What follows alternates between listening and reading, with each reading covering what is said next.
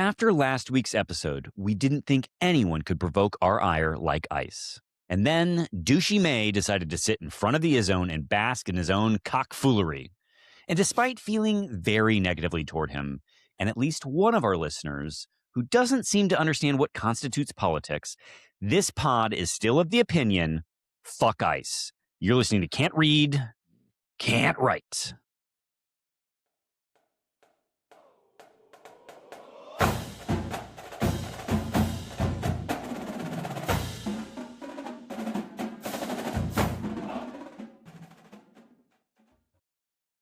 Welcome back, everyone, to another episode of Can't Read, Can't Write, the podcast that proves Spartans can talk. I'm Mike Jones, joined as always by the guy who eschews liquor, Kevin Greck, and the dude who chews and licks and then the fuck fondles his hair in a very perplexing way, Alex Plum. It was supposed to be a little alliteration, a little consonants on the eschews, liquor, chews, and licks. No, okay. Just that. Well, that is among your worst. Didn't land. Okay. Noted. All right. Noted. Yeah, I think the James Madison College is going to be reaching out this week to get its diploma back. I have it. My right God, here. It's on the wall. Jason, they're just going to send you a tasteful piece of tapestry. Just place over it for a while. Please, yeah. Please don't display for 6 months. Yeah, prepaid FedEx box. Yeah, please send back. That's not unfair. That was earned. My word. All right. All right. Noted. They're not all going to be winners, motherfuckers. They're not all going to be winners. As we saw this week, huh? Am I right? There it is. Am I right? We'll be getting a fucking comment on YouTube from that, I'm sure. So, we should say up front, Beth Amaro asked us, and we are going to have to talk about the games this week. She asks, if you wanted to recreate the feelings you had immediately after Friday's game, which of listener Mike Jones's samples would you drink? Well, God help us, Beth. This is a week. Mike Jones has served up number 31, and we will go ahead and sample the wares now. I've already had a couple sips over here of my mixed drink. We got a little lemon lime, and it's a fine addition. But now we're going to go straight to the source in memory of this week's game. It stays on the tongue. Honestly, my 31 is Killer Sour Apple. Good. I want it to hurt. So good. This is the kind of shit they make for high schoolers. You know, I don't know how else you describe this, but this is for a 14-year-old. It does seem like, remember how everyone was like, how dare Juul? Like, they're obviously marketing towards children. And then meanwhile, the liquor industry is like, hey, 99 bananas. Warheads. Literally. Yeah, literally. Make it fucking make sense. Warheads vodka. For the kid. Period. Be cool.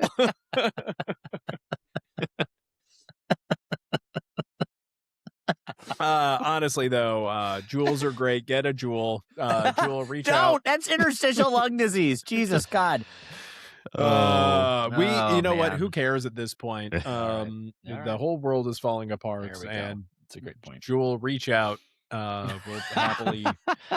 You're not. I mean, we can feel good about it because our demographic is the exact opposite of high school. Right. So we're fine. But for a price, you can pay me to vape on camera here. So yeah, I do think that is true. In fact. All right, listen, we of course want to thank everyone for listening, watching the pod. If we could ask a small favor, please share the pod with Spartans in your life, rate, review, and subscribe wherever you get podcasts. Of course, you can follow us on Twitter and Instagram at Spartan_pod and on Blue Sky at SpartanPod. Plum, what are we doing this week to not talk about pain? Well, unfortunately, there's only so much we can do to hide ourselves from that one true quotidian constant in life, which is the absence of joy. Someone's trying to earn his way back. Diploma back. Okay. Still failing. Well, I'll start out with football, where nothing can really energize us like high school boys.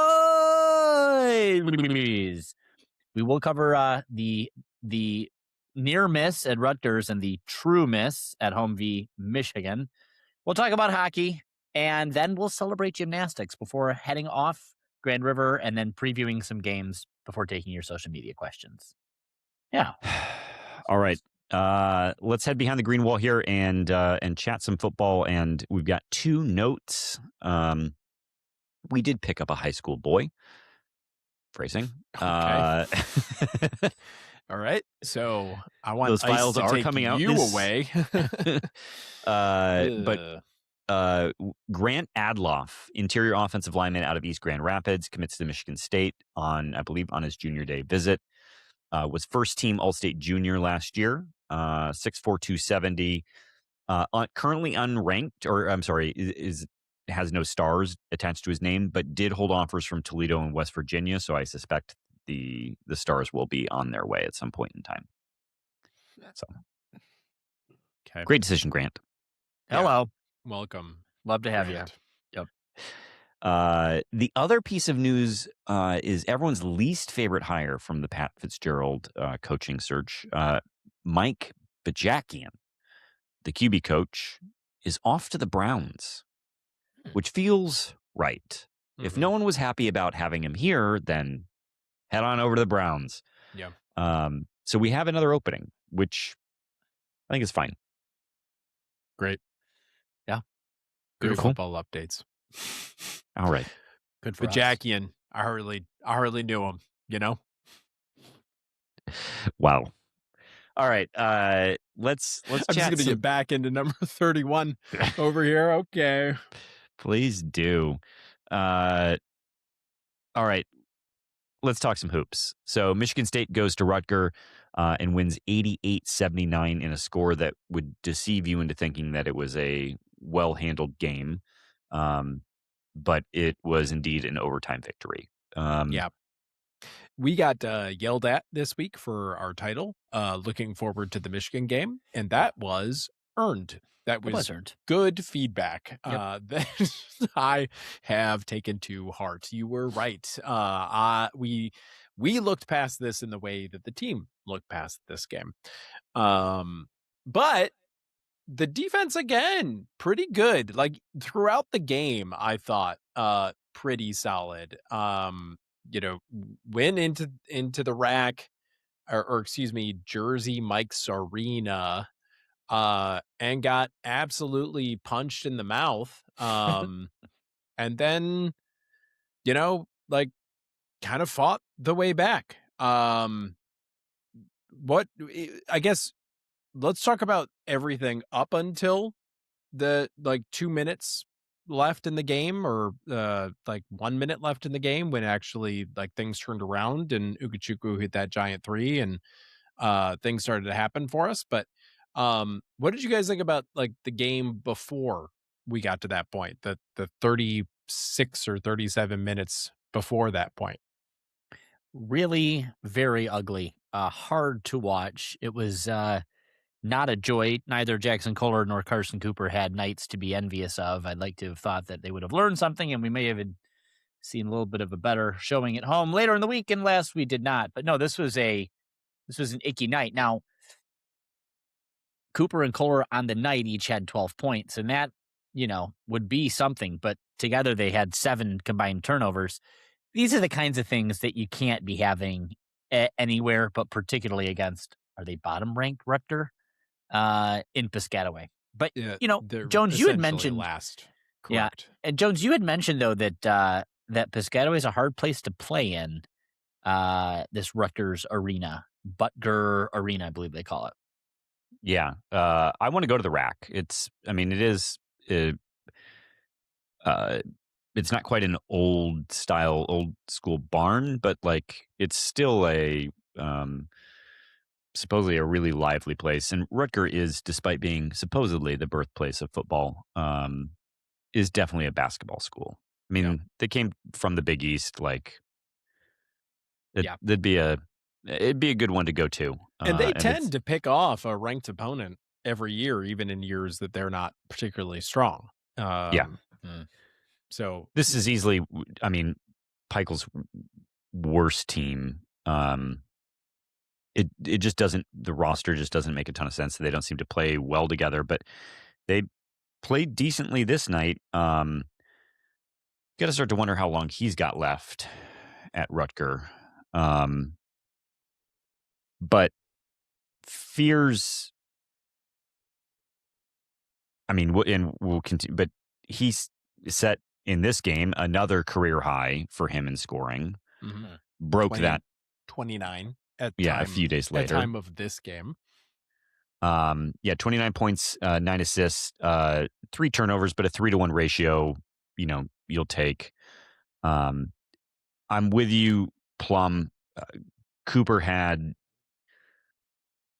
he just wasn't very strong with the ball at times. And I mean, like, credit to Cooper, who, for as tall as he is, does get asked to do quite a bit with the ball for a big man, but just was not on his A game, despite finishing with 12 points and 14 boards.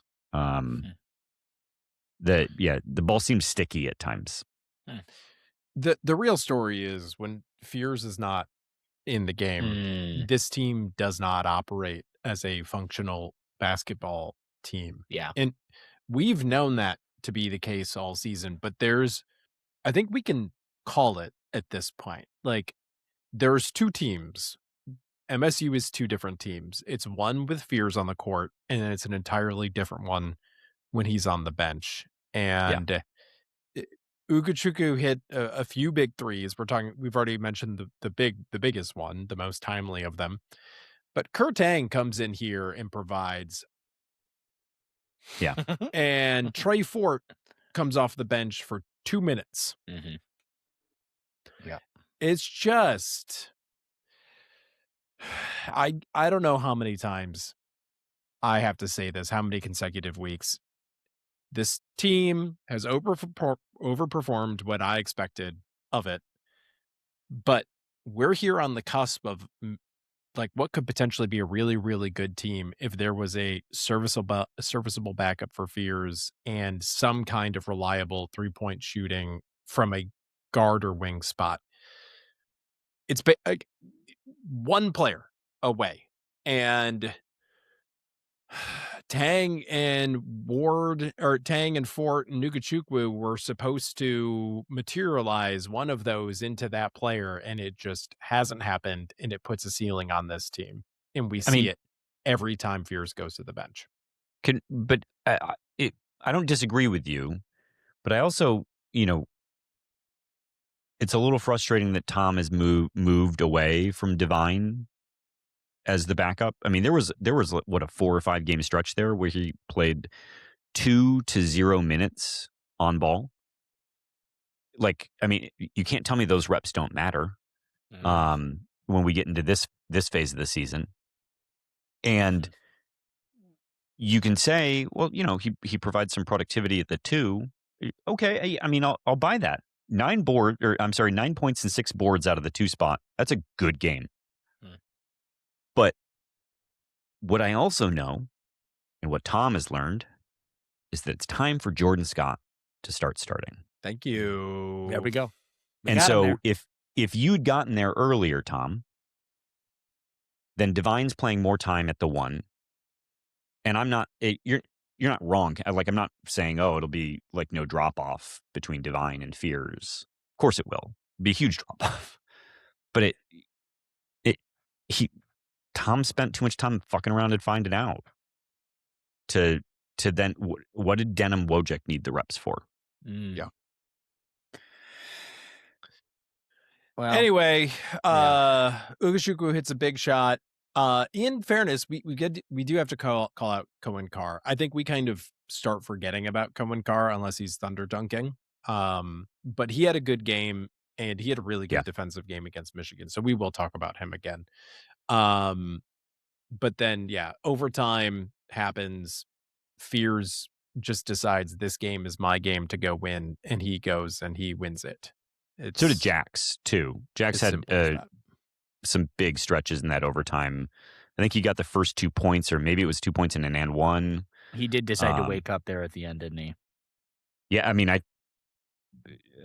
don't have the split in front of me, but I'm pretty sure he had 6 of those 12 points in the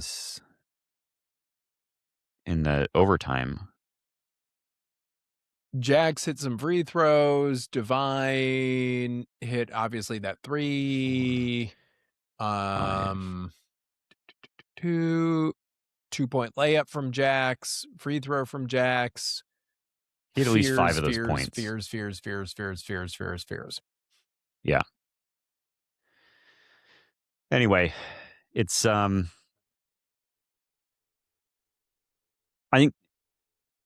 think it's good the team got tested on the road and won, but that isn't the team that you should have to do this against. Yeah. Who did play very well for Rutger. Yeah. All right. Anything else we want to say on this? I mean, if nothing else, you don't want to look a gift horse in the face. Yeah. It's a league win on the road in the Big Ten in a tough environment, and one that other teams that we have covered would have lost, and this team did not. So, shame on me for the title last week. You were right to call me out on that, listeners. But overall, take it. Yeah. All right. Let's talk about Michigan. Yeah. Should we talk about gymnastics first, and then we talk about this game? Michigan State, Friday night, 8 p.m. in the Breslin, hosts Michigan. The highest combined ranking of these teams ever. And get shellacked. I know there's the comeback and Michigan State led, but when you're down 42-26 in the first half, at the end of the first half, and lose 83-71, like, you get your butt kicked. And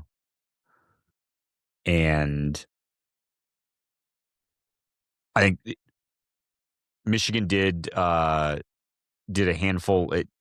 Well, when you get down that much, it is almost impossible, even if you claw your way back, to sustain that level of energy and effort for the remainder of the game. Especially it's a team that is, let's admit it, good. Yeah. Yeah. I think the bright side of all of this is Michigan got performances out of some of their players that they do not normally get. For example, once we get up, Will Cheddar comes off a screen and hits a long 3 behind a dude going away from the basket. That's not something that Will Cheddar does. So that sucks, especially because that was a back-breaking 3 at a time that we had finally climbed the mountain and got the other side, and then it became clear that Michigan was not going to back down. And then all of us, Morez Johnson hits a couple free throws from there, and then we make a valiant effort of it, but it sort of gets away from us from there. So yeah, I don't know where I was going with this, but that sucked, and I'm reliving it now. Yeah, that energy. I'm just looking for where Trey McKinney's, who got 10 in this game, and not that he's a bad player or anything, but like I think that's above his seasonal average. They got some good stuff. You got to tip your cap. But also Michigan State started this game awful. Too amped up. I don't know. They went 7 for 26 from the field. That's just worse than 27% in the first half, with 11 fucking turnovers. Maybe that's your point about being amped up. Oh yeah, no. It was, you could tell that they were tight. Like it wasn't. They weren't. I wouldn't have described them as sloppy in the sense of like they weren't being casual. I think the moment got to them, and that was my read on it. And we'll have some questions about this later on. Okay. But there were some momentum swinging and nonsensical whistles that happened through this game.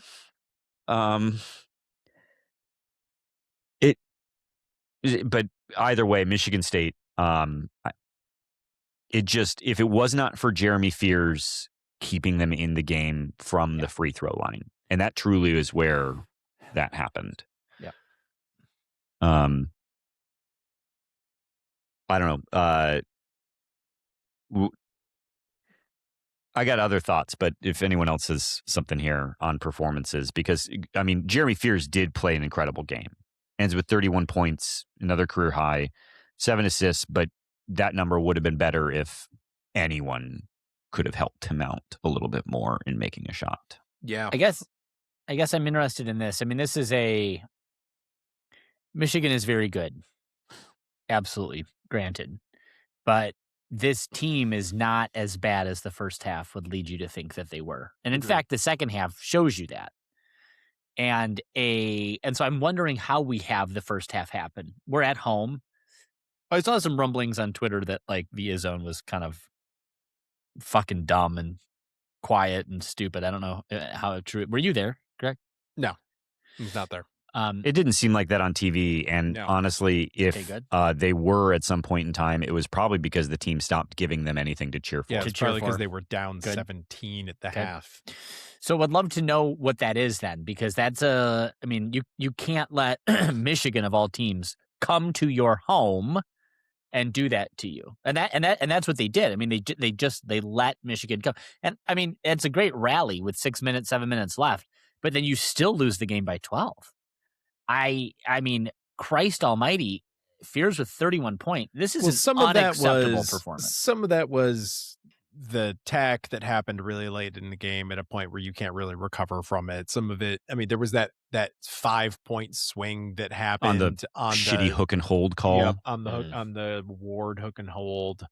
So like this was a little bit inflated at the end in Michigan's favor, but they were still going to win by 6 or 7 at least. I do want to give Carr some credit for his defense on Lendeborg in particular. I know Lendeborg ended up getting his. He had 26 total points, but half of those were at the line. I thought he played really well and kind of removed Lendeborg from the game at times. And then I guess you have to give Cadeau some credit from Michigan, who kind of picked up the slack there in the second half when Lendeborg was out. I thought one of the advantages that we were going to have was that this team of mercenaries was not going to understand a rivalry game. I guess if you get a transfer from USC, maybe they understand a thing or two about rivalries, and Cadeau certainly seemed to understand this one. So some credit has to be given there, but I thought Carr played really well. And then, if we're talking about how Scott needs to start again, he didn't back away from this moment. I know that he was 1 for 5 from 3, but there were moments where no one else was taking a shot and he was on the floor, so he took it. I saw him grab at least one of his own rebounds from a missed 3, which is he chased it as soon as he put it up because he's like, that's not going in. So that works for me. That's fine. That's like take a penny, leave a penny situation. As far as I'm concerned, that's great. We saw him drive to the rack for the first time, I think, all season. I've not seen him take it on the bounce before, and it was great. He's not quite having the freshman coming out party that we saw last year, but he is definitely making great strides, and he proved to me several times in this game why he's my favorite player on the team, and I love him. And if we ever find out that he transfers, again, do a wellness check on me immediately. So he's not Jace. I'm not claiming that he's Jace and that he's going to the league, but he did so much additional stuff for this team. How many rebounds do you have here? 4. Still, I like it. 10 points total. And then just doing stuff, winning plays that the other guys on the team were not always doing. So Big shout out there. The other thing is, part of the reason that I feel, I don't want to say confident, but I'm not worried by this game. In addition to the way that it's sort of seemingly self-imposed digging our own grave on this one. Mm-hmm. But I look at Morris Johnson and Ade Mara, two of the big men for Michigan. For those who may not know, Ade Mara is 7'4". He's just a lot of dude. And Morris Johnson finishes with 12 points and 4 boards. Ade Mara finishes with 8 points and 5 boards. Kohler and Cooper held their own against two legit big guys inside. And, that's why Michigan in many ways won this one seemingly on the margins with some of the players outside of their core group who stepped up. And that's the difference in my mind in this game, in addition to digging our own grave, is that we did our job against their best. It's the other jabronis on the team who didn't do shit for us. And their guys did. And that to me is the story of this game and what you would hope would be different next time around. Yeah, speaking of Mara, there was a time where he got in to block a shot against Carr, and I sat coming down through the TV after this, and I said, break that dude in half next time he tries to stop you at the rim. Just put it in through him. Yeah. Like literally you could put it right on put it on his noggin. Indeed. Can we talk about the officiating in this game? Yes, I was waiting for that. I want to make it clear. I don't think we lost because of the officiating in this game. We did not lose because of the officiating. We also didn't lose because of the play-by-play commentator either, who did at one point out that Lundeberg got away with a travel. So Gus Johnson will once a game say something less than entirely glowing about the University of Michigan, apparently. Continue though, Jonesy. It didn't feel like we were at the Breslin. I'll say that. Michigan State ends with 27 free throw attempts to Michigan's 26. And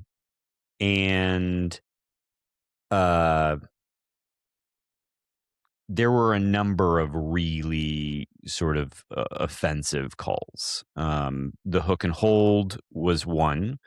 Which took forever, by the way. Yeah, if you got to take that long to review, call stands. Who was that main official? The white dude. Who was that? What was his name? Paul Selk? Is that who it was? Paul Selk. I like Paul Selk. I like Paul Selk a lot. Well, Paul didn't do a great job. There was the other time that Will Cheddar shot and then lunged his body to the right so that Jordan Scott, who clearly was not going to foul him, then did. Yes. Wasn't that at a certain point, wasn't that a technical foul? Trying to draw a foul by like faking that by occupying the defender's space? Are we not officiating that anymore? It's sort of like the Cassius's kick was on his 3-point shot was legislated out of the game as well. Yeah. So there were a couple backbreakers in this one, in addition to not feeling like there was any Breslin whistle happening. I forget. I guess here's the other thing is that Michigan and Michigan State had the number 1 and number 2 defensive teams in the country and had really compelling foul rates, as in not in terms of drawing fouls, but in terms of just defending without fouling. To end up with more free throws than there are minutes in the game kind of tells you that it was a poorly officiated game. But again, not the reason we lost. It was a game that I thought at times, do you all have money on this game? Some of the calls were like, are you trying to control the over-under right now? Like, what's happening here? The Cheddar one was egregious. That was one of, like, even in the height of trying to draw those types of fouls like that, something like that should not be called. Where you're really, like, you're jettisoning your body off at a 45-degree angle to try to make... It wasn't a basketball play. That's No. the thing, is he had a free shot. Right. Anyway, it just... Yeah. It's tough. It's tough watching games like that. I think it's hard to find a rhythm when you're getting that many whistles, right? It's hard for there to be a flow. But I guess at the same time, those foul calls did keep us in the game for the first half, to the extent that being down by 16 at the half is still in the game. Well, I mean, it was, if you can come back and tie it. I think you're right to call out bad officiating. I do. I think it's always fair to call it out. It happens in every single game. Some of the games that have shitty officiating affect us more than others. And as you know, as I say all the time, everything in each of these fucking games is contextual. And so when a shit foul happens in the game is, more or less likely to influence the overall outcome. That said, as just a general reminder, these assholes are, scrutinized unapologetically every single week. And a guy like Paul Zelk, who's been in the Big Ten for a long time, is less likely to have future assignments, dinged as a function of one game or even a couple games a season, unless significant errors happen, and it doesn't sound like significant errors happened. But the other two guys I wasn't as familiar with, and, shit performances from them, they do matter. And so I always remember, like, the younger guys have all of the incentive in the world to get their shit right, and no one is beating themselves up more than a newer official at that level, because, they don't it's just easier to replace them with the next man up. And I would say Paul Zelk is a guy who's generally very good with Michigan State, and generally speaking is not prone to errors that are baffling. But the fact that Izzo said something in the press conference doesn't generally go for the officiating. No. He said it at halftime too. I was just trying to Google if he'd been fined yet. If he will be fined. Yep. I don't think he will be, because it wasn't pointed enough to get a fine. Well, it should have been more pointed. Get the fine, Tom. You've got plenty of money. Yeah. Earn it. Again, a tech that I bet he did not earn, by the way, from watching the game and watching as it was happening. If you love officiating, by the way, you should go rewatch the Kentucky-Arkansas game that happened yesterday. There were, I believe, 7 techs called over the course of the game. And considering that we've played and beat both those teams, it could be a fun watch. It was. We had it on. But I had never seen so many technicals called, and some of them pretty sus. Some earned, some sus. Yuck. Too soft. Stupid yuck. So you have a note on here, Kevin, about the worst part of this being that they took our number 1 defense from us. Yeah. What's interesting about this to me, though, is so that Michigan State drops to the number 2 defense in the country. Michigan claims number 1. Mm-hmm. But we moved up 5 to 6 spots on our adjusted offensive efficiency, despite somehow them improving defensively. Yes. Correct. Okay. This year in particular, I have noticed some peculiarities around the KenPom rankings that I can only account for by saying that a lot of these teams are very close, and small margins are causing big, relatively large swings in the rankings overall. So that I think what we need to be doing, maybe instead of just like set numbers, is we should probably get more accustomed to seeing like tier groupings. That might be a better way of looking at this. Sure. I don't know, guys, what you're. I came away a little bit discouraged by this game. I can, if you can believe. I just think that this team, the contrast between Fears being on the floor and not on the floor, and the fact that he can't get a career high every single game, I don't think. Yeah. I'm a little worried about the ceiling on this team. I think it's really matchup dependent in the tournament. But I don't think we can't go to Ann Arbor and beat this Michigan team. In fact, we have to. If we are going to win the Big Ten, we will have to, and a few other things are going to have to happen. And if we're going to have any real, oomph into the tournament, we'll have to beat them on the road. Speaking of which, I have a bone to pick with one of our listeners, or maybe former listeners. We haven't heard from him in a while, so I don't know if it's true. Or I don't know if he's going to hear this. I don't know if he's still around.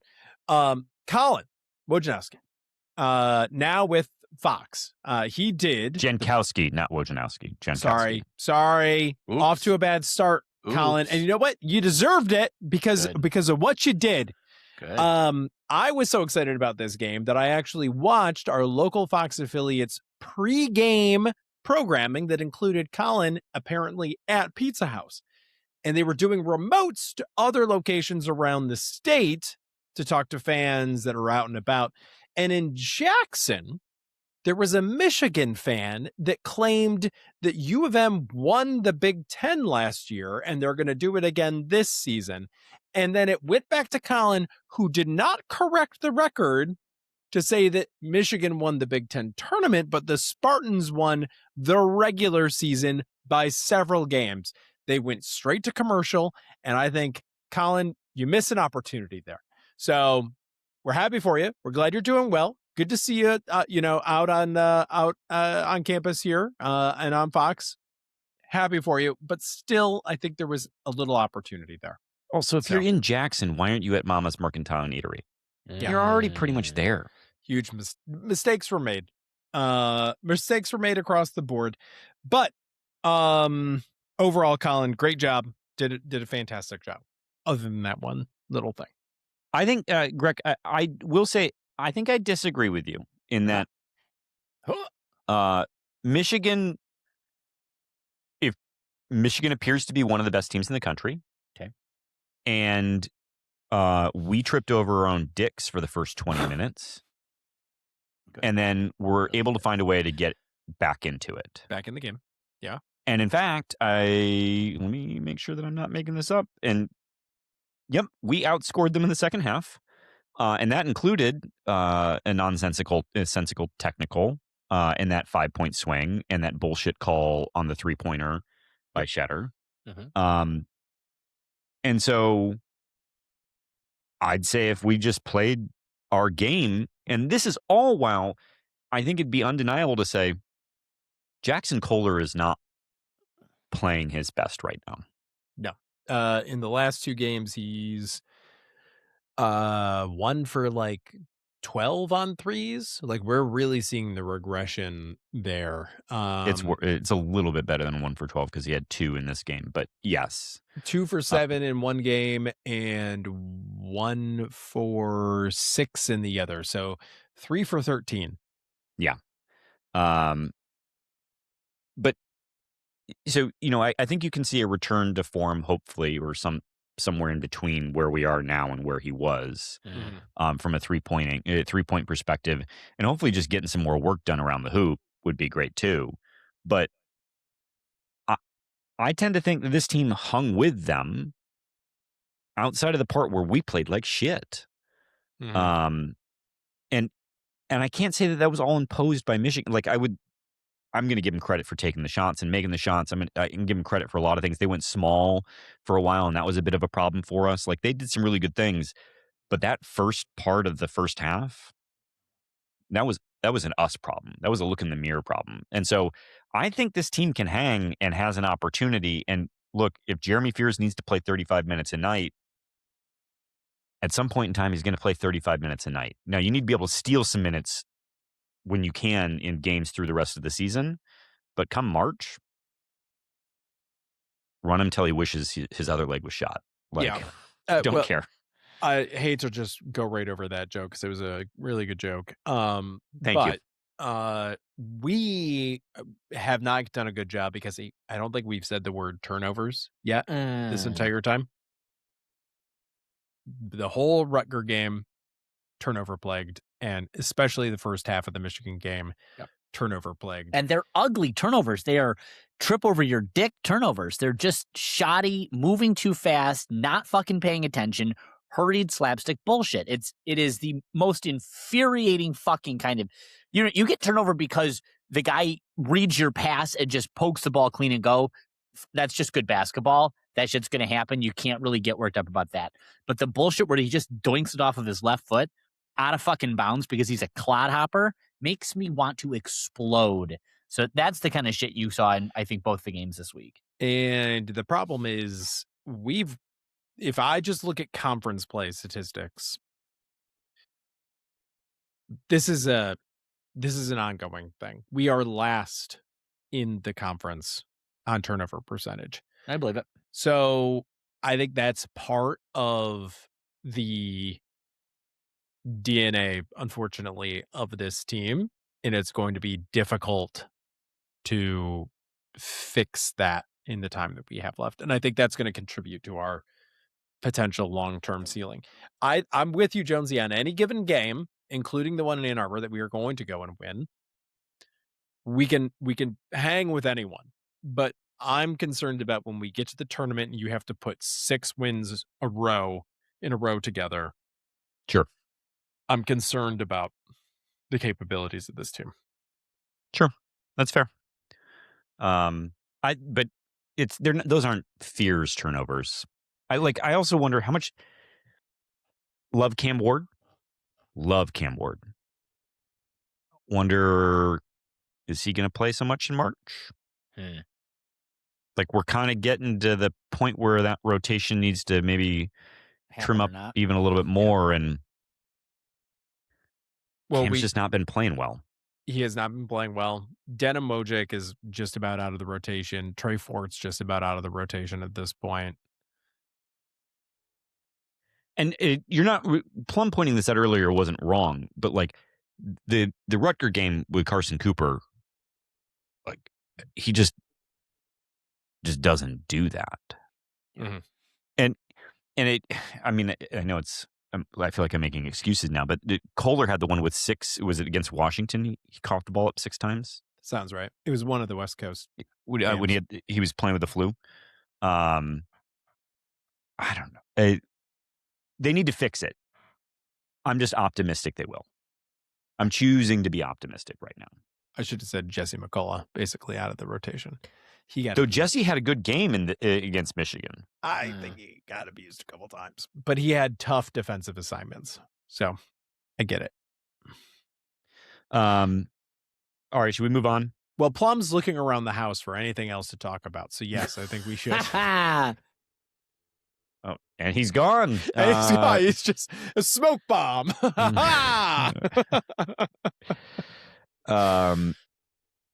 Well, so let's chat some puck. Gavin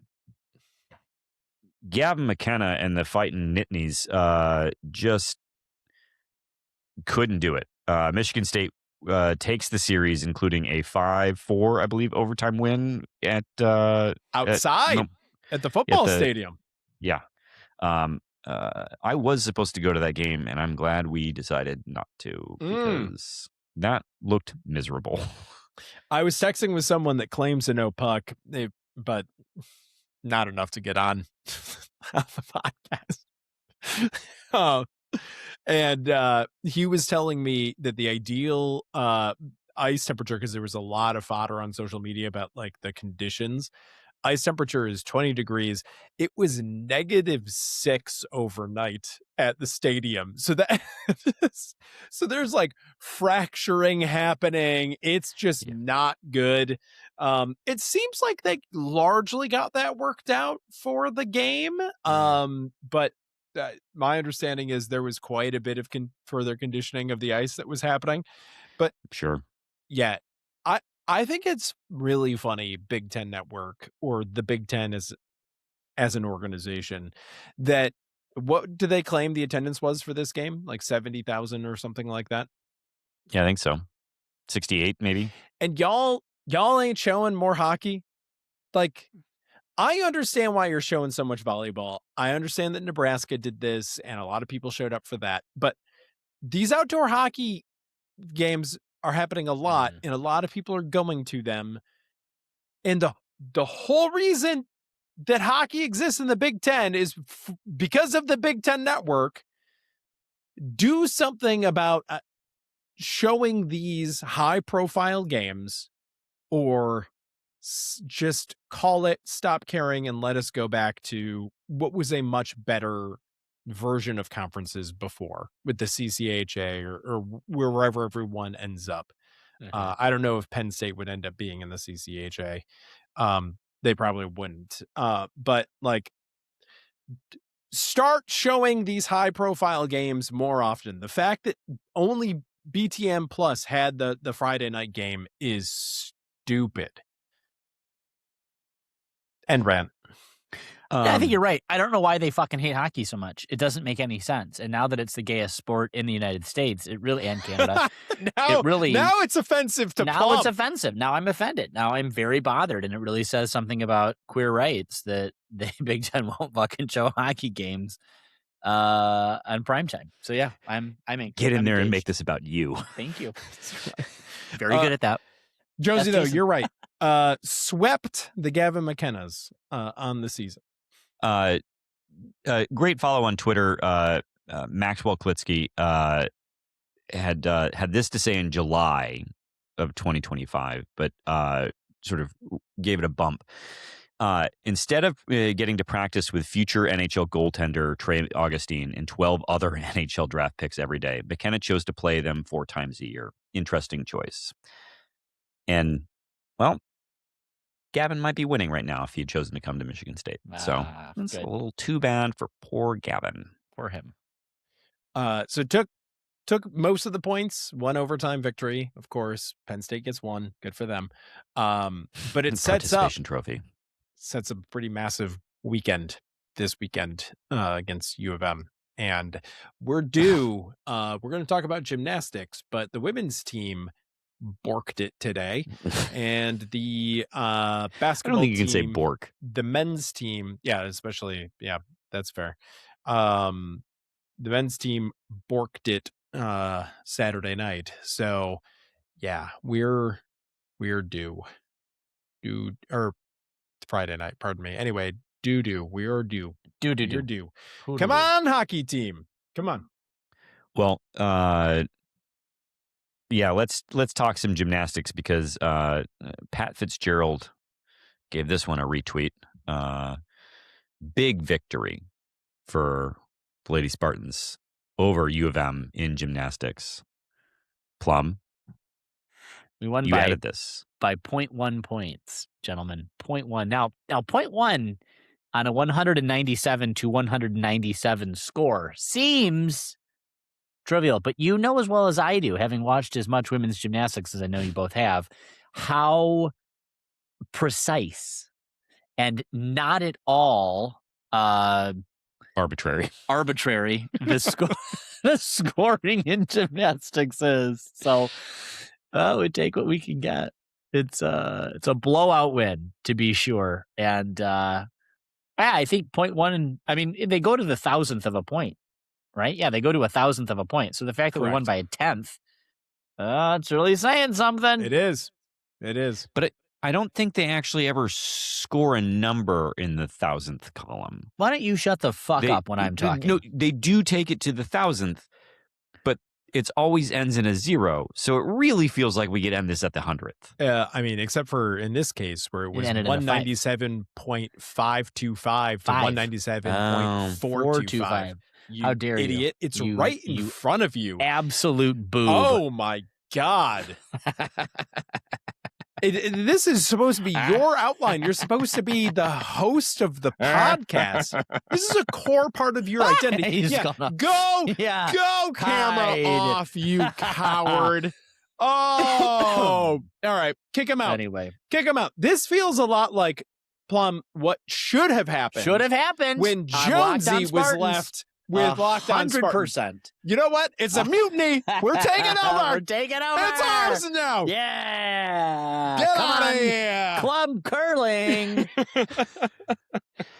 All right. Well, one of you jabronis, if you were hungry, what would you do? I would eat your face because you're so dumb. I hate you. Eat him. Yeah, because it's a pirate ship and we're mutinying, and we all have scurvy, so we're gonna eat you alive. That's why. Yes. Chock-a-block full of vitamin C? Won't address the scurvy, but it will be a good time. This is a shut up, he's rolling type situation. I would take my friend Kevin to dinner at a nice classy joint. Thank you, bud. That's a nice classy joint. We would be on I-94, no doubt, the classiest of the interstate freeways here in the state of Michigan. And I would think that maybe we'd be heading out to Firekeepers in Battle Creek for a nice play of the slots. When, oh look, what is this restaurant? Right off on Grass Lake Road. Clear Lake Road. Fine. In Grass Lake, Michigan. Grass Lake, Michigan. Don't there read it the is. Address. Don't read the address. Mama's Mercantile and Eatery. And Atari. Anyway, you should go to Mama's Mercantile and Eatery for good food, good fun, and good vibes. That's what the kids are all about these days, are the vibes. The menu replete with savory and sweet options for breakfast and lunch, dinner. The pizzas are incredible. The burgers will leave you wanting a second. Good drink options, great craft cocktails, and of course, the finest in domestic beers. This is really the place for you. And if you haven't gone to Mama's yet, you should think about signing up to join ICE, because you're obviously a terrible human. And so I just want to encourage everyone to rectify the sins and to go to Mama's. And if you do sign up for ICE, you get that bonus, right? Because they'll get take the literally bonus. anyone. But you can get a 10% bump on that bonus by going to Mama's Mercantile and telling them about Can't Read, Can't Write, which I know for a fact, because I have it in my text messages, happened at least one time today. It has happened. So that's big. 10%. Do you see that those bonuses have to be paid back in full? What? If you leave ICE and or get fired. No, if you don't shoot someone in cold blood, you have to pay the thing back within the first 3 months. So it's too bad. Because you're not representing the brand at that That's time. right. That's exactly right. Yeah. Anyway, we're going to wrap this ad read with mamasmerc.com for menus, online ordering, and more. All right. Before we preview, just real quick jaunt off Grand River here. We talked about the case last week. Involving the Alabama player and the donor judge.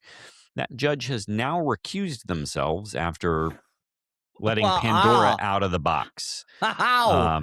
Who could explain it? Yeah, going to be real easy for the next judge to just be like, no, you've got to stop playing for Alabama now. Well, that's what needs to happen, and it shouldn't surprise anyone when that is what happens. Which, related to this, I do want to say, Connor Eargood, Detroit news writer, who covers Michigan State, is not ranking any teams on his AP ballot who have a former professional basketball player who is on their team playing right now. Shout out Connor, because I think that's great. It's sort of the next step of Graham Couch not ranking anyone who hasn't played a true away game. It is the exact same thing. It's not the exact same thing, because eventually everyone would play a road game. This is you've chosen to construct your roster with somebody who is on an NBA team. Like, we're done here. Yeah. Speaking of which, can we get Jaden Akins back? Have you seen what he's doing for the Motor City? Yeah. If we could get if we could get that 5 years of eligibility thing worked out, we'd be thrilled to have him back. Jaden Akins before? What happened? I mean, we saw flashes of him. Sometimes he was there. Sometimes he wasn't. All he needs to do is be in an environment where no one cares about defense, apparently. That's fair. That's fair. All right. What are we previewing? We got a couple big games coming up this week. There's a couple basketballs this week. We previewed hockey, did it. Check the box on that. So for basketball, going on the road, Minnesota at the Barn. This is your KenPom 82 team overall, 117 on offense, 63 on defense. If I was going to put it in terms of teams that we've already seen, think like USC, Washington type of teams. So should be a winnable game, but going on the road in the Big Ten, as we discussed with the Rutger, always a bit of a challenge. And the Barn is weird. It's got that elevated floor. Something to note about Minnesota, and I don't know if this means that they're hungry or it means that they're just nosediving, is that they are on a 1, 2, 3, 4, 5, 6, 7 game losing streak. They've lost to USC in overtime, Wisconsin, Illinois, Ohio State, Nebraska, Wisconsin, and Penn State. So I don't know. Does that make you galvanize and like you really want to win a game? Or does a top 10 Michigan State team come to town and put a shellacking on you? I really don't know what to expect from this team. Yeah. The good news is that if you're looking at the efficiency stats, they're basically on offense. Cade Thompson, who is a transfer from UNC last year. He played a year at UNC coming in from Belmont before that. If you can shut him down, so he's a wing. So I would think you put Cohen Carr on Cade Tyson. If you can shut him down, the rest of that team is statistically quite mid. So I think I trust generally our coaching staff to scheme for something like that. It does mean that someone like Isaac Asuma or something is going to just go nuts from 3 or something stupid like that is going to happen. But anyway, we ideally we get a nice little bounce back win here. The other game that we're playing this week is also pretty good. So Illinois, big home game, your KenPom number 5. To put that in perspective, we are now down to KenPom number 9. We've been talking about defense so much over and over again. They are your number 1 in the country offensive team to our 46. And they are the number 24 defensive team to our number 2. Because we are no longer number 1. We talked about that earlier. Yeah. So this is a chance to reclaim that one spot. Right. There's no time in conference play. Like the tip top of this conference is strong, and the Illinois, the Illini are in that group. So that's going to be a great game on Saturday. Illinois is a very strong team. They've got Keaton Wagler. I don't know if you guys have kept up with Keaton, but he's a 6'6" guard freshman, like tall freshman dude coming in, playing very, very well. And then they've got, a bunch of other dudes as well. So they're kind of the opposite of Minnesota, where it's one guy. They on offense, they can really share the rock. So Keaton Wagler has been the story of that team. But they have, another senior guard in Boswell. They've got, they're an old team other than Keaton. So they're old, they're experienced, they're coming to town, and they're also the opposite of Minnesota in that they're coming in on a 1, 2, 3, 4, 5, 6, 7, 8, 9, 10, 11 game winning streak. Now, they do have to host Northwestern before they play us, but I suspect that they'll win that game. So, pretty big game.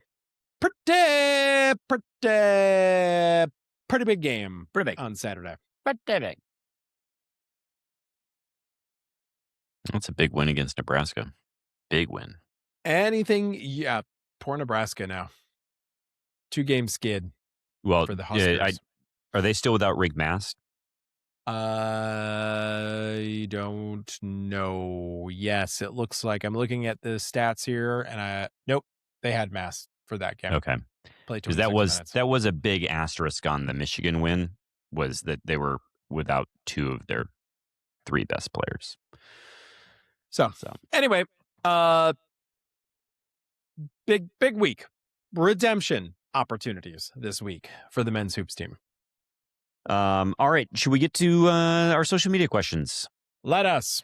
All right. First up is Mike Jones, who says, I had a nice Michigan fan sitting next to me Friday. He was a high school and AAU basketball official.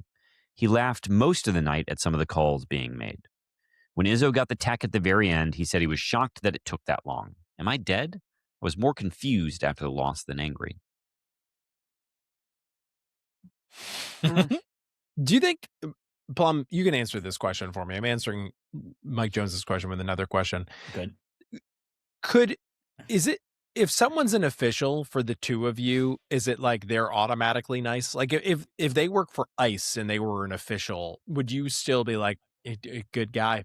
We need some good ones on the inside. Like, no. Is there I worked with anything a lot that a of shitty fellow referees. official could do? That I worked with a lot of very shitty referees, a lot of Okay. very bad people who I really did not like, that were awful humans who were bad people. I mean, they exist everywhere. I think officiating is very good at drawing some of the worst of us out, and thankfully, very few of the worst of us make it to the top levels. Jeff Anderson is a good example of one who is obviously a very terrible person who made it to the top level. You can't run like that with your knees without being an absolutely objectionable human. That's, And we know some things about his wife as well. Well, Paul certainly did. All right. Next up, anyone else just not watch a second of college basketball all weekend? I didn't, but that's not unusual for me. That's fair. I can't tell you why, but I ended up watching way more college basketball than usual this weekend. Maybe it was like I was searching for something and I wasn't able to find it, but I watched several college basketball. Like, I didn't like sit down and watch them. I had on several college basketball games this weekend, even after our loss to Michigan. Yeah. Last up from Mike Jones, there was an outdoor hockey game in Tampa, Florida this weekend. Temps were in the 30s. Why is Gary Bettman in charge of the weather machine? So good. Well I like done. the idea of Bettman being in charge of it and still just getting it wrong. This is very good. Next up is Jordan Villarreal. Now that we're noticeably getting more light in our days, what's the best winter/summer vacation spot? Is this a pick one for each season, or is it you're trying to swap a season situation? You know what I mean? Like you're trying to go somewhere warm during the winter. Yeah, I'm not sure. It's open to interpretation. Give us something, Jonesy. Pick one. Pick something. I will always go to California. Dad, you're just such a Yep. coastal. Awful. Oh, Awful. God. Embarrassing. Cell phone. I'm not going to Michigan in the winter. You actually are next Yeah, weekend. you actually. It's just, it makes you want to throw up. What do you have for this, Plum? Do you have okay, I'm tired of this winter thing. No, not at all. Listen, winter is cold. One of the things that we appreciate living in the Midwest and Michigan in particular is we get the fucking seasons. We get all 4 of the fucking seasons. It's hot in the summer. It's cold in the winter. It's very cold right now, and it's snowing, and I like when it snows. That's what the winter is for. It gives you snow. There's nothing more objectionable, nothing in life, than a gray 38-degree February day. It is simultaneously too cold to do anything meaningfully nice, but it is too warm and thus gray, and it is life-sapping. And this is how almost every February is in this horrible, loving state that I lovingly hate. So anyway, I'm just saying, one of the things I most appreciate about the spring and the fall, or in betwixt and between seasons, is that you can only appreciate a Michigan spring when you've been through a hellacious winter, much like the one we're going through now. I love a cold, like today was 11 degrees, beautiful blue sky, bright sun, and snow. And that is a delicious winter. That's winter for me. So yes, I don't give a fuck. I don't give a fuck. I think we need to do a wellness check on Jason. What have you done to it? That's Honestly, some sociopath behavior over there. Right. Okay. 11 degrees and you're like beautiful. It is. It's pretty. Yeah, you weren't here. It maybe this is like we're just captives to it, but yeah, we have it to was make like our bed. yes, there's 6 inches of snow on the ground. We don't have a day above 32 degrees coming in the forecast, but all of the surfaces are dry. And the snow is like nice and manageable under these circumstances. Yeah. It's still not terrible here. It's not -5 and it's not overcast. Under the circumstances, it was pretty good. I'm with Plum on this. Yep. Next from Jordan Villarreal, now that we're noticeably getting more just ask that question. How important is it for our feelings of this season that we split with Scum come our rematch next month? Very extraordinarily. I think I've already written in a W on the road. I kind of mentally have as well, though. If I had to lose it to win a natty, I'd make that sacrifice. Oh yeah, of course you would. That's right. So I'd make every sacrifice probably. That you'd be hard pressed to find sacrifices I'm unwilling to make to win a natty. Michigan State doesn't win a football national championship for the next 25 years. Guaranteed. That would be a tough one. All right, next up, Munfield Keg.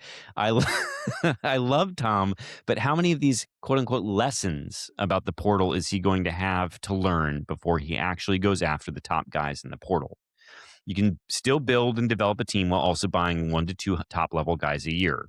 We're a good team this year, but are we elite? I think we talked about this a little bit earlier, Greg, you specifically. Yeah. I think he's heading in this direction. I do think he is, because he's starting to flex his NIL might, presumably, in the high school recruiting, because that's what that's his preference. That's what he knows, that's what he likes.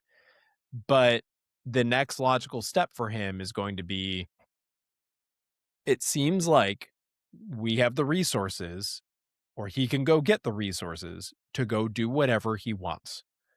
So it seems like if he's learning these lessons in other places, he's going to finally learn them here as well. And maybe this Dusty May team holds a mirror up for him that is difficult to ignore.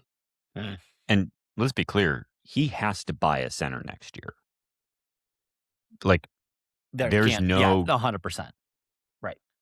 Carson's gone. Jesse maybe works out, maybe not. I don't know. And you got a right project now he's playing freshman coming in. 8 minutes for you. Are you going to do another Kerr Tang? Because last season Kerr was playing about the same amount that Jesse McCullough is playing now. Are we doing this a second time, Tom? Next up, Thomas Zambiasi. Is hockey back, or is PSU just that fraudulent? Yes. I don't think PSU is fraudulent. So, like, it's not that they ever went anywhere. This is a really good team. They're just not annihilating everyone the way that we thought they might every game at a certain point earlier in the year. But they're still a good team. They're really, really good team, and every bit in the hunt for the Big Ten and national championship. Next up from Thomas, who do you hate more? Rival players that live and breathe their school, let's say Mo Wagner, or transfer portal ringers who don't care but seem like obnoxious assholes anyway, like many on the current Ann Arbor team? Plum, this feels right for you. I don't know. Yeah. Oh. No, I guess it's rival players. It's got to be rival players. It has to be rival players, I think. That live and breathe, or ones that are transfers? No, that live and breathe. I think that's right. Mo Wagner had a feel about him that felt like a transfer player, even though he was a high school recruit. Maybe it's because he came in from the German pro leagues. But Thomas, weirdly, this thing that you're describing about transfer portal ringers, Mo felt that way to me, actually. So you're saying a little both. I'm just thinking of every white point guard that's ever played for Duke who's just an awful human, and Brad Davis. And I mean, these are recruited like rival players in the typical mold. So maybe I'm just old school in that respect. I just think at this point, like, portal ringers, I don't give a fuck. They're not real people. They don't have, they're not worth getting worked up about, I guess. Yeah, they're good. They'll piss you off, but we're going to be in the portal soon buying them. So like they work for you. They work against you. They're interchangeable chess pieces. They're like, they're consumerist, capitalist, useless, yucky. And they didn't pick Michigan in the same way that someone out of high school who picked Michigan. No, just money. Yep. Right. Just money. Yep. All right. We answered one from Beth already. Great question. But we've got another one. In hindsight, was Fitz bringing a bunch of promising recruits to the game a good idea or not?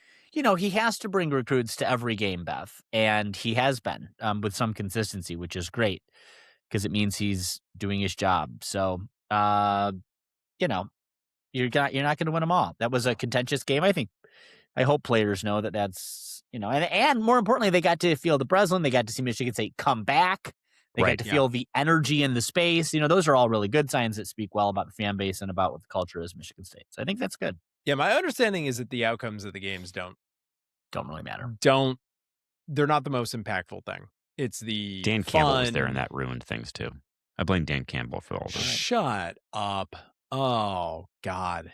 Awful. Go to California, please. I'm a big fan. He's turned me into a Lions fan. Okay. So how did this ruin anything for you then? He was there decked out. He was double billing green and white. The only thing he wasn't doing was throwing back twisted teas. Frankly, we could have had some more twisted teas from the guy. I would have paid a lot of money to see him drink with Paul Davis. I would have.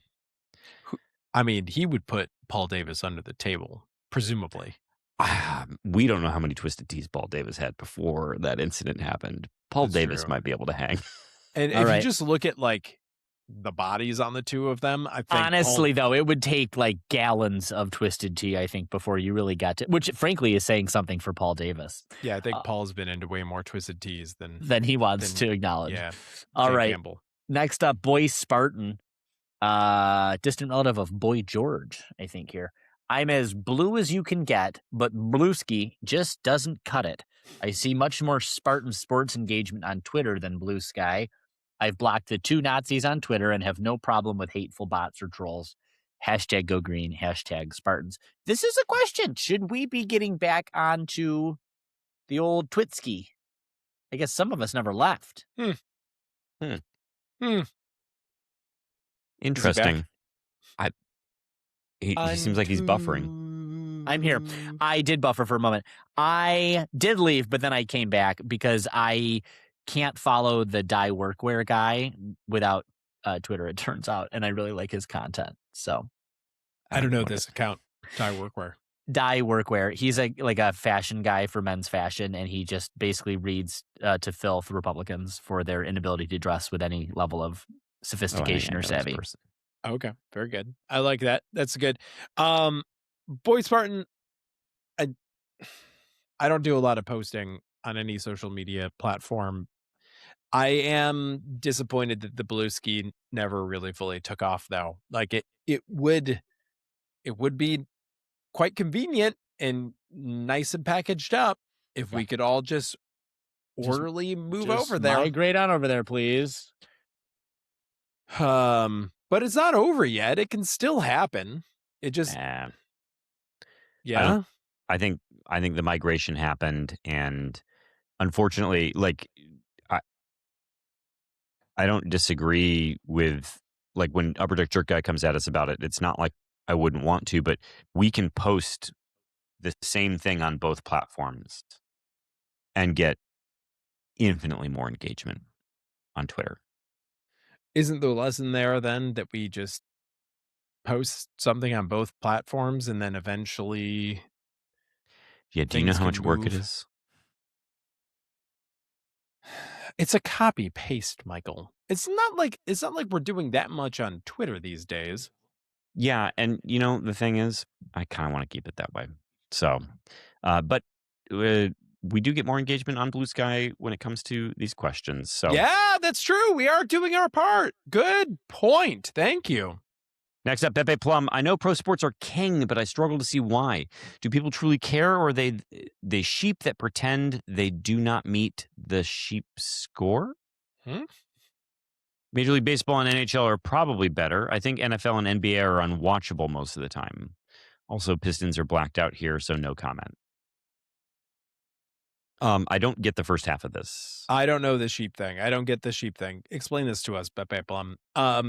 There is almost no debate, though, that the athletic product is better in every pro sports league than it is in college. You can make arguments that, like, the NBA, these are a bunch of prima donna millionaires that don't care until the fourth quarter. And don't play defense. But, like, baseball, football in particular, the product is so much better in the professional leagues than it is in college. Oh my God. And when they turn it on in the NBA, it's so obviously better. In NHL postseason, almost nothing compares to an NHL like high stakes postseason game. So I think the only reason that people care about college is because look at us idiots. And as we've talked about a 1,000 times, we're eroding that interest with commercials and this crazy no rules environment that we're in right now with transfers and NIL. And I disagree with you, Pepe. I think people are going to go more to the pros because college, you can There's no at least longer, rules. You can no longer make the argument that college isn't the pros. It really has been the whole time. But like, oh, good. It always has been, but like you used to be able to be like, no, it's really about these young lads that are having my same experience that are choosing my school just like I did. But that's going away. That's eroding in accelerating clip. And I think that's just going to push more and more people to the pro leagues.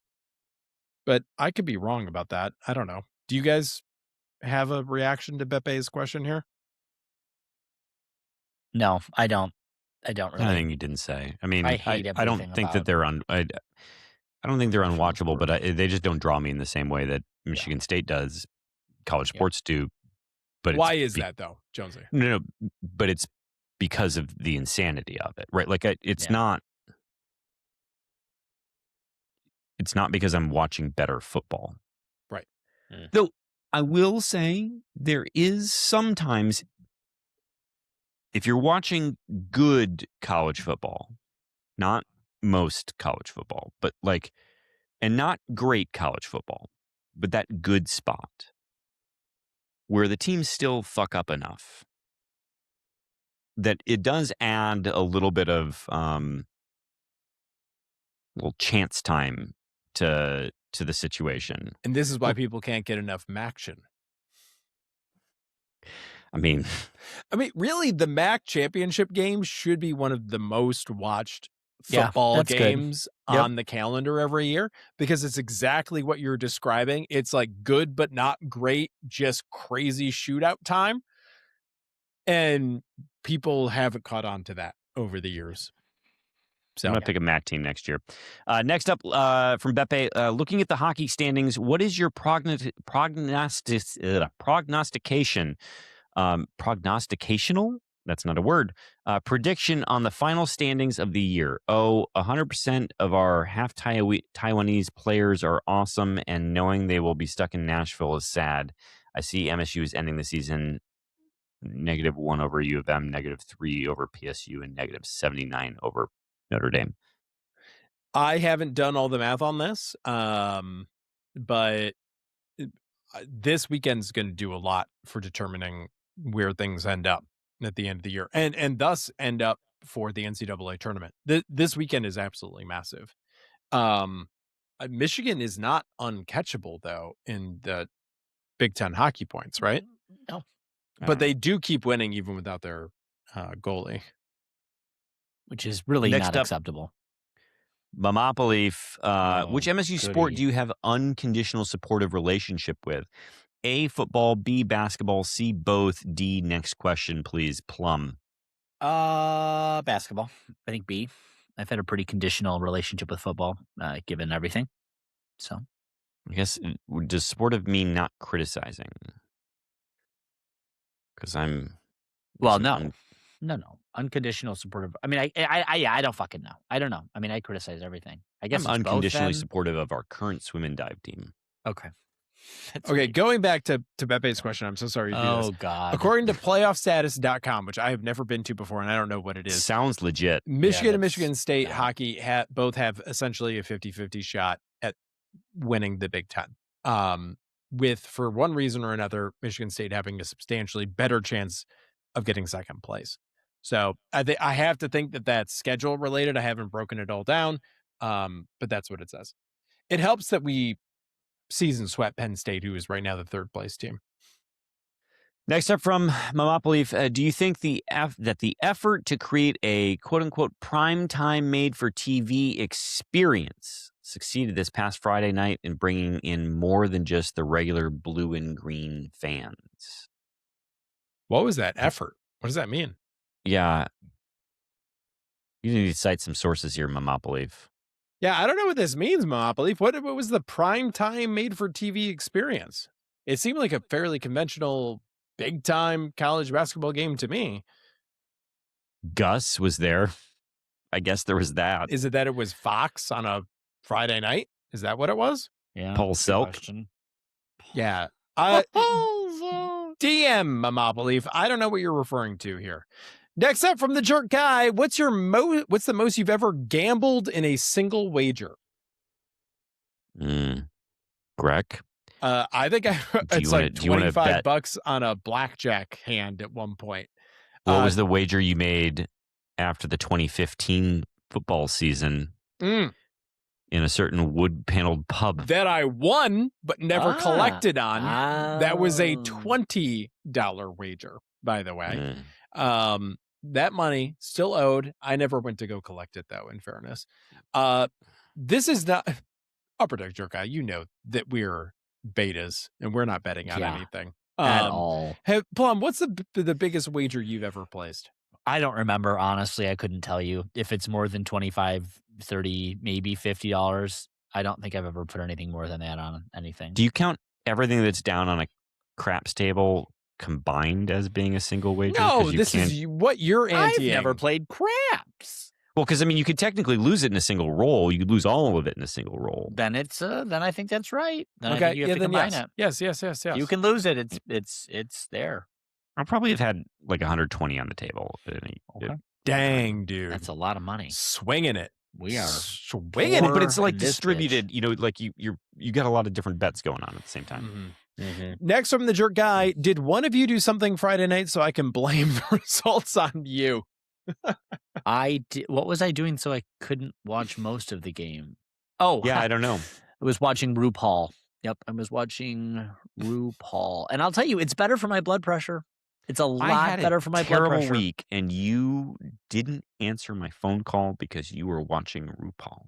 I was at an event watching RuPaul with my friends, and I think you're my friends, but I can't subject myself to. I can't subject myself to this kind of. It's not good for my heart. It just also, Plum, if it wasn't enough that I've already demonstrated I know a thing or two about the culture with the way that I've described. What culture? The doing culture. A lot of heavy lifting there.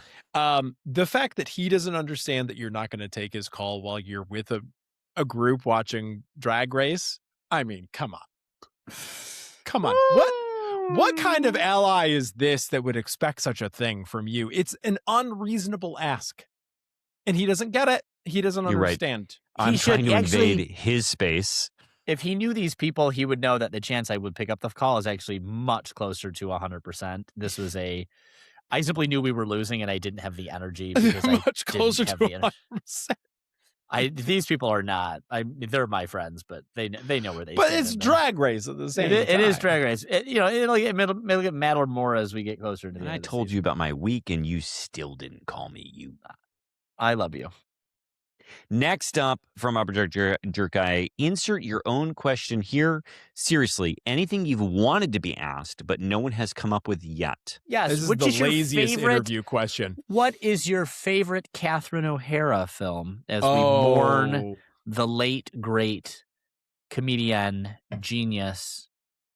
Yep, let's bring this up. This is Canadian actually comedian. Yes, this is worth asking. Plum, I didn't think it was possible, but you nailed it on this one. I love Best in Show. She was in Best in Show, right? Yep, Ms. Fleck. I don't remember not related her in to it, PJ, but I love that movie. What do you got, Jonesy? If I'm picking, like,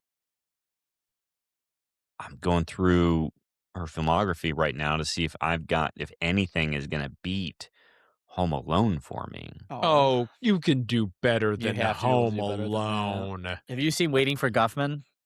You got to do I've Guffman. not. Okay, you need to do. That's, I think, my favorite is Waiting for Guffman.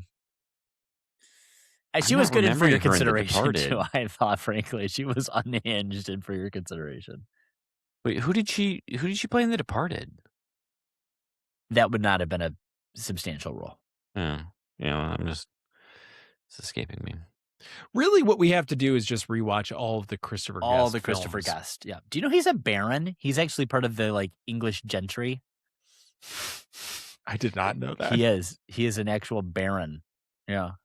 I will say, obsessed with her in Schitt's Creek, and I know that's not a film of hers. It was, but to be fair, if you redeemed Schitt's Creek is what I would say. That's fair. Yeah, I think that is a mediocre show outside of her. Well, I can't disagree with you right now in this day, but sure you can. You can say, yes, she was part of a great ensemble cast, blah, blah, blah, blah, blah. But she amplified the hell out of that show. But made the show, and without her, it would not have been much to write home about. I will say this, if you haven't, and I would encourage you to, she won some Order of Canada Governor's Award, something, in 21, 22.